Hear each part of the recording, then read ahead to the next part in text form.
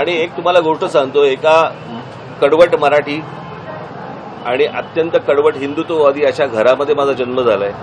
त्याच्यामुळे माझ्यावरती झालेले संस्कार हे पहिल्यापासून तेच आहेत, हेही आपण ध्यानात ठेवावं. ठीक आहे, नारायण राणे काल बस सर.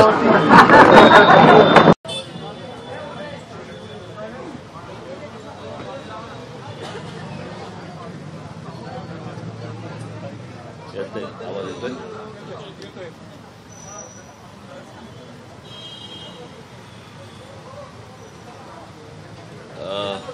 सर्वप्रथम आपणा सर्वांचं मी इथे स्वागत करतो. खरं तर पत्रकार परिषद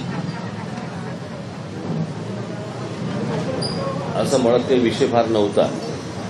मी पुण्याला येणार म्हणून मला काही पत्रकारांचे फोन आले की आमच्याशी बोलणार का. म्हटलं आमच्याशी बोलणार का, म्हटलं तुम्ही आलात तर तुमच्याशी बोलू.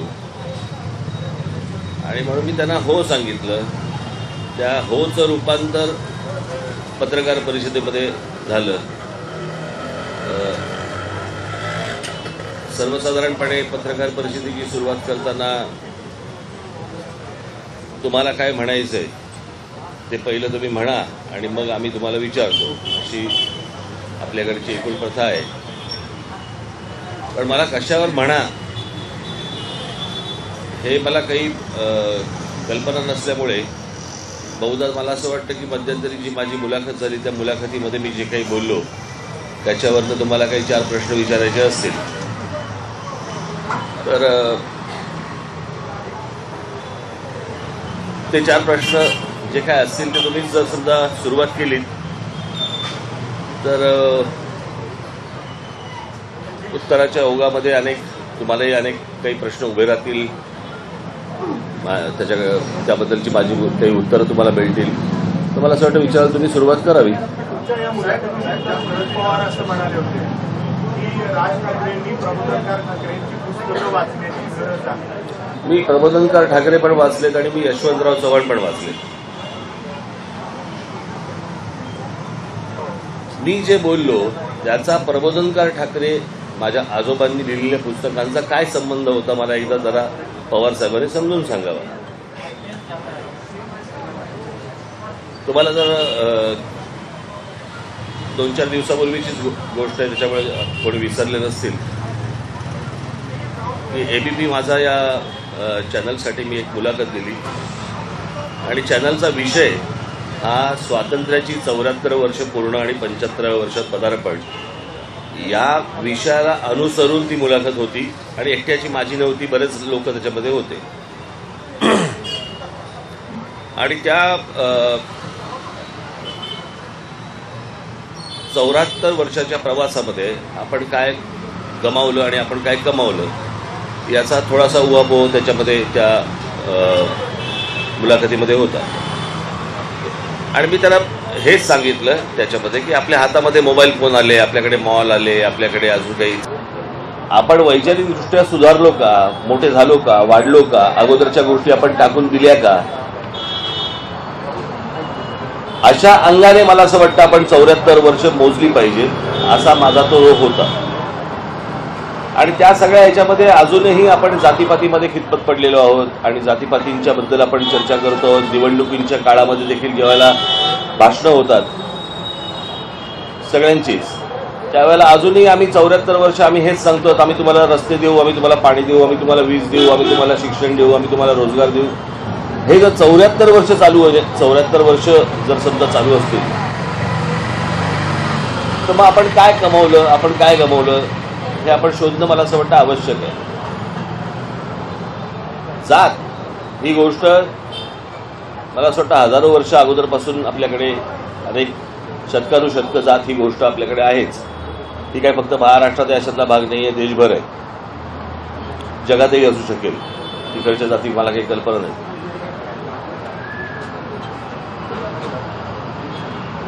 पण साधारणपणे आपण 99चं दशक 99 साल जर समजा आपण पाहिलं तर या 99 सालाच्या अगोदरपर्यंत या महाराष्ट्रामध्ये जातीपाती होत्याच. पण 99 सालानंतर जातीपातींमध्ये एकमेकांच्या बद्दलचा द्वेष वाढला, हे माझं स्टेटमेंट होतं. आणि राष्ट्रवादी काँग्रेसच्या जन्मानंतर जातीजातींमध्ये द्वेष जास्ती निर्माण झाला, किंबहुना द्वेष निर्माण झाला दुसऱ्या जातीबद्दलचा. याच्या अगोदर कसं होतं, याच्या अगोदर आपण प्रत्येकाला आपल्या जातीबद्दल एक अभिमान होता, जातीवरती मतदान व्हायचं, तिथपर्यंत या सगळ्या गोष्टी होत्या. परंतु दुसऱ्या जातीबद्दलचा द्वेष हा राष्ट्रवादी काँग्रेसच्या जन्मानंतर सगळा सुरू झाला.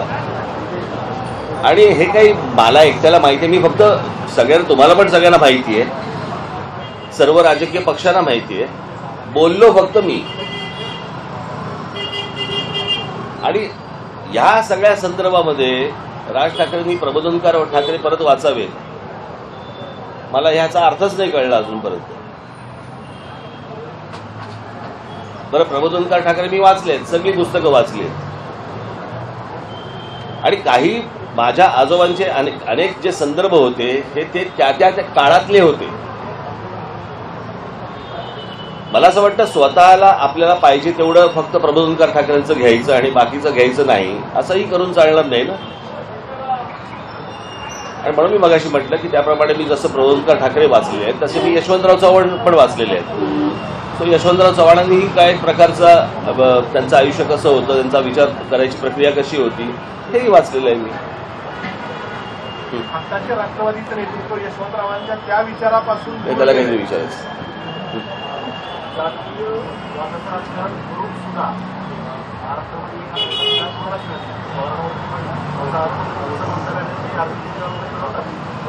एखादी सत्ता पवारांना सुद्धा महाराष्ट्रात दिली नाही, काय मानवता दुसरीकडे विकासाचं राजकारण भाषा केली, त्यालाही महाराष्ट्रातली जनता काय म्हणायचं त्याच्यावर. नाही, म्हणून मला असं वाटतं की मला हा जो सांगण्याचा उद्देश होता हा महाराष्ट्रातल्या जनतेला होता. प्रकल्प असं म्हणायचं की जर मी वोट बँकेचं राजकारण करण्याला एखादी सत्ता देत नाही, ते देईल काहीतरी, परंतु मला फक्त ह्या जातीपातीतनं महाराष्ट्राचा विचार बाहेर येणं गरजेचं आहे, याच्यासाठीचा तो माझा प्रयत्न होता. कसं होतं की एक आपण गोष्ट बघितली पाहिजे की जे कधीही वातावरण, आता मी गेले अनेक वर्ष मी पत्रकारांशी बोलतोय, आपण शाळा कॉलेजेस सगळ्या गोष्टी बघतोय, आपण इतकी अनेक वर्ष बघतोय, पण गेल्या 15-20 वर्षामध्ये शाळांमध्ये कॉलेजेसमध्ये तिथे जाती आल्या, म्हणजे मित्रांमध्ये जाती आल्या, मैत्रिणींमध्ये जाती आल्या. कोणत्या जातीची मैत्रीण करावी आणि कोणत्या जातीचा मित्र करावं इथपर्यंत झालं. हे काय सरसकट माझं विधान नाहीये, परंतु हे बऱ्याच प्रमाणामध्ये आल्या या गोष्टी. आणि दूर का जा, तुमच्यामध्ये पण आल्याच ती गोष्टी, पत्रकारितेमध्ये पण आल्या या गोष्टी की हा या जातीचा, तो त्या जातीचा, मग हा या जातीचा म्हणून त्या पक्षाचा आणि हा या जातीचा म्हणून ह्या पक्षाचा, अशा अनेक गोष्टी आल्या. म्हणजे बातमी व्यतिरिक्तही मी अनेकदा पत्रकारांना भेटत असतो, त्यावेळेला पत्रकारांकडूनच मिळणाऱ्या या माहितीनुसार मी तुमच्याशी बोलतोय. हे इथपर्यंत खालपर्यंत प्रकरण कधी आलं नव्हतं.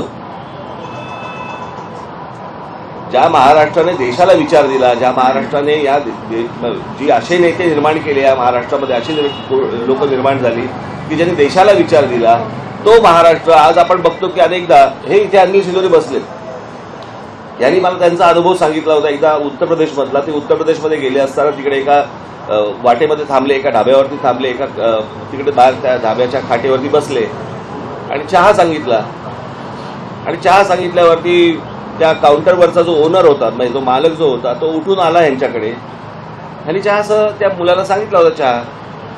तो मालक आला आणि मालक आल्यावरती यांना विचारलं की कौन से जात से हो. त्यांना पहिलं कळलं नाही कौन सी जात से हो म्हणजे काय. त्यांनी परत विचारलं कौन सी जात से हो. मग यांनी काहीतरी त्यांची जात सांगितली. जात सांगितलं, बरं ठीक आहे, अच्छा बैठो, इनको चाय देणार आहे.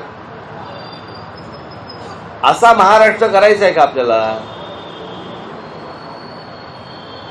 आज निवडणुकीच्यासाठी म्हणून ह्या सगळ्या गोष्टी आज तात्कालिक वापरल्या जातील, परंतु ह्याचे होणारे परिणाम पुढे महाराष्ट्रामध्ये हे भयानक असतील, भीषण असतील.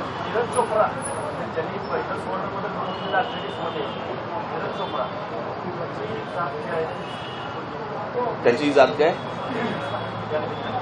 महाराष्ट्राशी कनेक्शन आहे मराठा म्हणून हो, पण तोपर्यंत कधी नीरज चोप्रा नव्हता.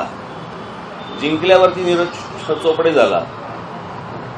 चालायचं असंच असतं. नाही, आज मला माझ्या महाराष्ट्रातला मराठा समाजातली मुलं मुली आज मोर्चे काढले, आंदोलनं केली. हे सगळे मोर्चे सगळे कशात निघाले, कसे निघाले? आणि जर समजा त्यांना आरक्षण मिळणार नसेल तर स्पष्ट सांगा ना त्यांना. ही माती भडकवून, डोकी भडकवून, या सगळ्या गोष्टीतनं जातीचं राजकारण करून फक्त त्या निवडणुकीला मतं मिळतील, पुढे काय होईल? आता जातीबरोबर धर्माचं जे ध्रुवीकरण होते किंवा राजकारण महापालिकेची निवडणूक जरी असली तरी लाट असते किंवा आता पुण्याची उदाहरण दिलं तर रामाच्या शिल्पाकरता बाजारात अहो, किती तुटत प्रश्न असा आहे ना, किती तुटत जायचंय, याला पण काही मर्यादा आहेत की नाही? म्हणजे अजेंडा जात आणि धर्मच राहणार. जात आणि धर्म काय? जात आणि धर्म हाच अजेंडा राहणार निवडणुकीचा. मला सांगा, मला असं वाटतं की नरेंद्र मोदी ज्यावेळेला पंतप्रधान झाले ते विकासाच्या मुद्द्यावर झाले होते, बरोबर आहे ना? जात आणि धर्माच्या मुद्द्यावर झालेले नव्हते. म्हणजे विकासाच्या मुद्द्यावर देखील मतदान करतात. आणि मी त्या दिवशी तुम्हाला म्हटलं की धर्माचा ज्या वेळेला विषय असतो, धर्माचा तो ती गोष्ट कशी कशी आली हे पण मी त्या मुलाखतीमध्ये मी सांगितलं होतं की ती वातावरणात ती गोष्ट होती. जातीचं काय चाललंय, जातीचं वातावरण तयार करण्यात येतंय. आणि ह्याच्यातनं तुम्हाला आठवत असेल की मी शरद पवार साहेबांची मुलाखत घेतली होती इथे, बरोबर आहे? मग त्याच्यावरती काही पत्रकारांनी सुरू केलं की राज ठाकरेंची भूमिका काय बदलायची त्याच्यामध्ये. तुम्ही जर बघत असाल तर मी त्यांच्या वाढदिवसाच्या त्याचा वाढदिवस ज्या वेळेला होता त्यावेळेला मी भाषण केलं होतं, आठवतं तुम्हाला? आणि त्या माझ्या भाषणाची सुरुवात अशी होती की आजचा दिवस पाहता काही गोष्टी या राखूनच ठेवल्या पाहिजेत, बरोबर आहे? त्या आज बोलून चालणार नाही. वाढदिवस असतो त्यावेळेला आपण चांगलं बोलतो. आता चांगलं बोलतो म्हणजे भूमिका बदलली.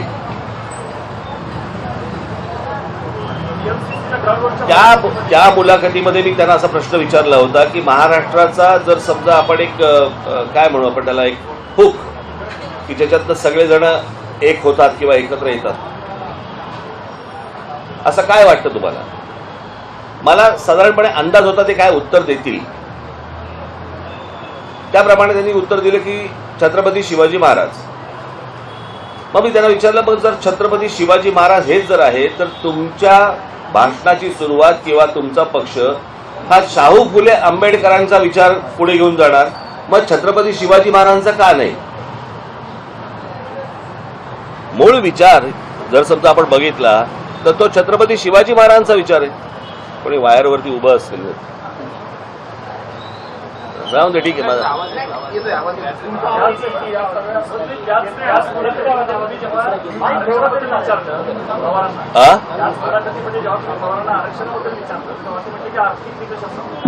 आर्थिक निकष असला पाहिजे बोलले होते ना, बरोबर की नाही?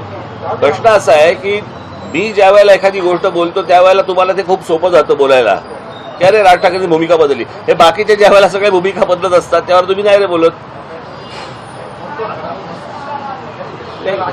मी काढून दाखवीन तुम्हाला. राज्यामध्ये प्रामुख्याने सुरुवात होते. आता ही 99% आहे, पण आधीपासून काँग्रेस, भाजप, ओबीसी आघाडी, मुस्लिम आघाडी, मातंग आघाडी, आधीपासूनच पक्षाचं आल्यापासून जातीची आघाडी असते. आणि त्याला पुन्हा आरक्षणाचे किंवा समानतेच्या नावाखाली समानतेच्या नावाखाली आरक्षण जरुरी आहे किंवा सगळ्यांना एका लाईनमध्ये आनंद यासाठी आव्हान घातलं जात असे. हा सगळा फार्स म्हणायचा काही मला ऐकू नाही आलं काय. वेगवेगळ्या जाती आघाड्या आहेत मातंगमध्ये, तर मग हा सगळा फार्स आहे. राजकीय पक्षामध्ये मातंग आघाडी नाही, हे फक्त मतदानासाठीच्या गोष्टी आहेत. त्यांच्या आयुष्यामध्ये सुखशांती यावी याच्यासाठीच्या गोष्टी नाही आहेत. या निवडणुकीच्या काळामध्ये 2-4 टाळक्यांचं या जातींमुळे भलं होतं, याच्या पलीकडे काय होतं? मला असं वाटतं आपण ह्या गोष्टी नीट समजून घेतल्या पाहिजेत. आणि माझा त्या दिवशीच्या मुलाखतीमध्ये सांगण्याचा उद्देश फक्त एवढाच होता. आता मी बाबासाहेब पुरंदरेंकडे मी काय जातो ते इतिहास संशोधक म्हणून जातो, मी काय तिकडे ब्राह्मण म्हणून जात नाही ना. उद्या मी समजा पवार साहेबांना भेटलो तर काय मी मराठा म्हणून जातो का? किंवा अजून मी तुमच्या घरी आलो समजा तर तुमची काय जात बघून येणार आहे का मी? आपण काही गोष्टीतनं बाहेर येणं आवश्यक आहे ना. हो, निवडणुकांमध्ये जे आता आरक्षण असतं वॉर्डनी आहे तर त्याला तुम्ही विरोध करणार का? कुठलं वॉर्डनी आहे? निवडणुकांमध्ये मला असं वाटतं वॉर्ड निहाय जे आरक्षण असतं त्याच्यामध्ये स्त्री पुरुष हेच खरं तर आरक्षण असलं पाहिजे. असलं पाहिजे. तर आता पुढे विरोध करणार का? पार्लमेंटचे विरोध काय करणार? वरती जे ठरवतात तेच तुम्हाला करायला लागतं ना. राज ठाकरेंचं अजून नशीब तुमचं की तुमच्या क्षेत्रामध्ये अजून आरक्षण नाही आलंय. राज ठाकरेंचं इतिहासाचं आकलन हे बाबासाहेब पुरंदरेंपुरतंच आहे असं फडणवीस गायकवाड म्हणते होते. नाही, मुळात ज्याचं काही आकलनच नाही त्याच्याबद्दल काय बोलायचं. मी काय वाचतो आणि मी काय वाचलंय हे मला माहिती आणि माझ्या पक्षाला माहिती आणि सगळ्यांना माहिती. कळलं का? मला मोजायचा प्रयत्न करून घे. प्रबोधनकारांनी देवळाचा धर्म धर्माची देवळ याच्यामध्ये केवळ दत्ता पहार या सगळ्या जातीपाती तर आजच्या काळात जेव्हा हे जे संदर्भ होते त्या काळाची जरी असतील आजच्या काळात महत्वाची व्याख्या त्या प्रबोधनकारांची आज महाराष्ट्र आणि देशाला लागू व्हाव्यास. हे बघा, पहिली गोष्ट ना, प्रबोधनकार तुम्हाला पण परवडणारे नाही. कळलं का? उगाच तुम्ही प्रबोधनकार ठाकरे उगाच मध्ये मध्ये आणू नका. मग आणायचं असेल ना पूर्ण प्रबोधनकार ठाकरे आणलेत ना, मग तुम्हाला कळेल आपण कुठे होते. हे त्या काळातल्या गोष्टी आहेत. या काळातल्या गोष्टी बोलू आपण. 2012 आणि शिवाजी महाराजांच्या विषयीचा एक व्हिडिओ होता जो व्हायरल होतो. जे काही खेडेकर असं म्हणतात की शिवाजी महाराजांना वीज देऊन मारलं किंवा त्यांच्या विषय वगैरे अशा पद्धतीने मारलं. तर त्याच्यासाठी मला कुठला संदर्भ लागत नाही. मला समजलं म्हणून मी ते लिहिलं. माझं हेच तर म्हणणं आहे ना की ज्या वेळेला तुम्ही सांगता की हा पुरंदरेंकडनं किंवा बाबासाहेबांकडनं कुणी चुकीचा इतिहास लिहिला गेला, चुकीचा इतिहास लिहिला गेला तर मला असं वाटतं तुम्ही सांगा ना कोणता इतिहास चुकीचा लिहिला गेला. इतक्या वर्षात नाही कळलं कोणाला, आत्ताच ह्यांना कळलं. ह्यांच्या अगोदरच्या पिढ्यांना कळलं नाही. मला असं वाटतं मी जर चुकत नसेल तर ते 50 साली आलेलं पुस्तक आहे पहिली आवृत्ती, तोपर्यंत नाही कळलं कोणाला. मुळात वाचायचं नाही, डोकी भडकत राहायची, आपण स्वतः चुकीचं लिहायचं. आणि हे हवं आहे. कळलं का? की ह्या राजकारणासाठी म्हणून हे एजंट जे नेमले गेले ना, ते एजंटचंच कामच ते आहे. माझ्याकडे आज अशी अनेक मुलं आली की ज्यांना माहिती नव्हतं, ज्यांना असं वाटलं होतं की खरंच असं अशा प्रकारे लिहिलं गेलंय. मला साधी गोष्ट ती त्याशी बोललो, कोण जेम्स लेन, कुठे तो सध्या? आग लावून गेला. मग कोणी आग लावायला सांगितली? त्याच वेळेला नेमका कसा काय आला? आणि म्हणून मी त्या दिवशी एक शब्द वापरला की हे सगळं वेल डिझाईन आहे.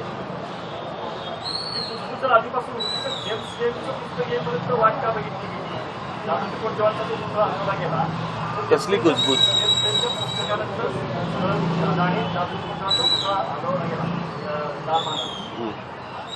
तेव्हाही मी बोललो होतो, पण मी तेव्हाही बोललो होतो, तुम्हाला आठवत असेल तर, की या गोष्टी काही संदर्भ माहिती नसताना या सगळ्या गोष्टी मुद्दामून चालू आहेत. आणि हे फक्त जातींमध्ये फक्त द्वेष निर्माण करण्यासाठी या गोष्टी सुरू आहेत. मी सांगितलं ना, राष्ट्रवादीच्या जन्मापासून झालं ते. कोणाचं काय बोलताय? याच्यावरनंच आज पत्रकार परिषद होते ना. राष्ट्रवादीच्या जन्मापासून जातीचं राजकारण म्हटल्यानंतर या 3-4 दिवसात परत शिवाजी महाराजांच्या आणि त्यांच्यामध्ये येऊन काहीतरी वेगळं. प्रश्न जातीचं, बघा, जातीचं राजकारण करणं, ऐतिहासिक संदर्भ असणं, इतिहासातले संदर्भ देणं, इतिहास काय हे सांगणं, ह्या वेगवेगळ्या गोष्टी आहेत. कळलं का?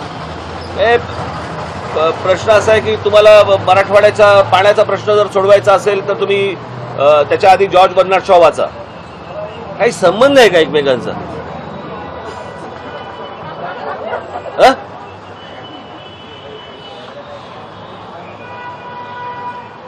मला असं वाटतं की ते जे खेळवलं जाते यातनं महाराष्ट्र जागा व्हावा एवढंच फक्त मला त्यातनं सांगणं होतं. आणि गेल्या 74 वर्षामध्ये आपण तेच राजकारण करतो आहोत, त्याच चिखलामध्ये आहोत.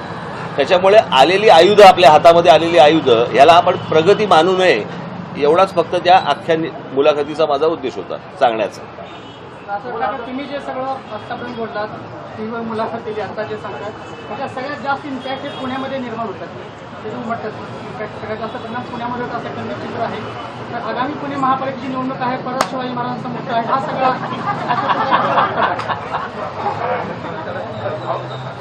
साहेब शनिवार वाडाही पुण्यातच आहे, लाल सगळं पुण्यात घडतं ना. मग आणि निवडणुकाही त्याचा काही संबंध नाही याच्याशी. त्याला वेळ अजून, ते पण होईल की नाही माहित नाही. तुमचे दौरे वाढलेत त्या योगायोगाने आणि सगळा विषय परत पुन्हा पुढे येत नव्हतो तेव्हा काय येत नव्हतो, येतोय तर काय येतोय. अरे वा, चांगलं आहे. फक्त त्याचं म्हणजे पुणे महापालिकेत तुम्ही काय वेगळी भूमिका वगैरे असं परत वेगळी भूमिका चांगली चांगली. आता ही चांगलं होईल ना पुढे. माझं असं म्हणणं आहे, निवडणुका ज्या वेळेला येतील त्यावेळेला मला असं वाटतं आपण या गोष्टी बोलाव्या. आता या निवडणुकांचा काही संबंध नाहीये, संदर्भ नाहीये. 4-8 महिन्यावरती निवडणूक आहे साहेब. तुम्हाला घाई झाली असेल.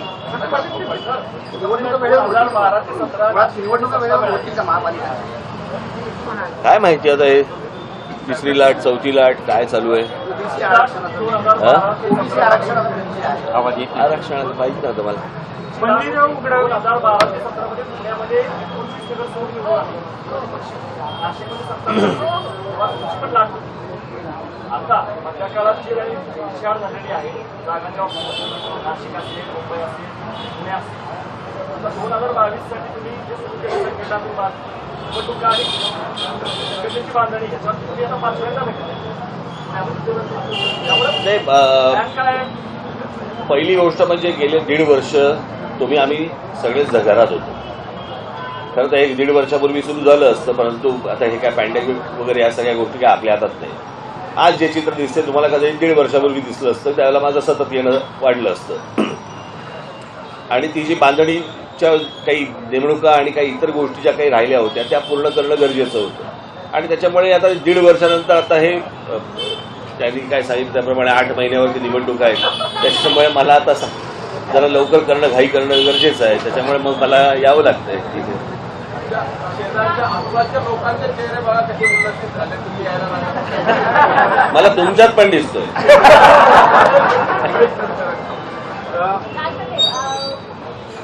वारंवार म्हणताय की राष्ट्रवादीच्या जन्मानंतर जातीपातीचं राजकारण वाढलं, मग भाजपमुळे आता संपूर्ण देशभरामध्ये हिंदुत्वाचं राजकारण वाढलं असं नाही का वाटतं? नाही, हिंदुत्वाचं राजकारण मी परत तुम्हाला सांगतो, हिंदुत्वाचं राजकारण होतं. तुम्ही माझी ती मुलाखत नीट बघा. आणि मी तुम्हाला तीच गोष्ट सांगतोय की हे जे वातावरण असतं आणि वातावरण तयार केलं जातं, या 2 वेगवेगळ्या गोष्टी आहेत. सर्वसामान्यांना वाटणं आणि सर्वसामान्यांना वाटायला लावणं या वेगवेगळ्या गोष्टी आहेत. त्याच्यामुळे त्यातनं तुम्ही नीट शोधणं गरजेचं आहे की आजूबाजूला वातावरण आहे का, आणि वातावरण आहे असं वाटायला लावणं हे होतंय का. राष्ट्रवादीच्या स्थापनेपासून जातीमध्ये द्वेष वाढला हा एक भाग झाला. पण मनसेची स्थापना जेव्हा झाली तेव्हा मनसेचा जो झेंडा होता तो बहुरंगी होता आणि सर्वसमावेशक तो आहे असं एक सांगितलं जात होतं. आता आपण आपला झेंडा ध्वज बदललेला आहे, तर हा बदल आपल्या भूमिकेमधला पण आहे का? मी त्या दिवशी लॉकडाऊन लागायच्या अगोदर माझं अधिवेशन झालं आणि त्या अधिवेशनाच्या वेळेला माझं भाषण झालं आणि त्या भाषणामध्ये मी सांगितलं होतं की हा जो झेंडा आहे हा पक्ष स्थापनेच्या वेळेला माझ्या डोक्यामध्ये होता. कळलं का? तो मला सतत आणायचा होता. कधी आणायचा हे सगळं चालू होतं. ह्या सगळ्या लोकांना विचारा तुम्ही. आणि मी एके दिवशी निर्णय घेतला की नाही, तो आणायचा आणि तो आणला. आणि त्याच्यानंतर मग हे सगळं आपलं पॅन्डेमिक या सगळ्या गोष्टी सुरू झाल्या. त्याच्यामुळे ही गोष्ट पहिल्यापासून डोक्यामध्ये होतीच. आणि एक तुम्हाला गोष्ट सांगतो, एका कडवट मराठी आणि अत्यंत कडवट हिंदुत्ववादी अशा घरामध्ये माझा जन्म झालाय.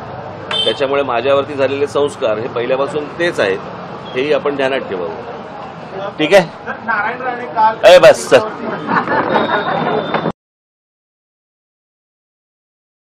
नवनवीन बातम्या पाहण्यासाठी आजच विदर्भ दूत न्यूज चॅनलला सबस्क्राईब करा आणि बेल आयकॉनला सुद्धा क्लिक करा.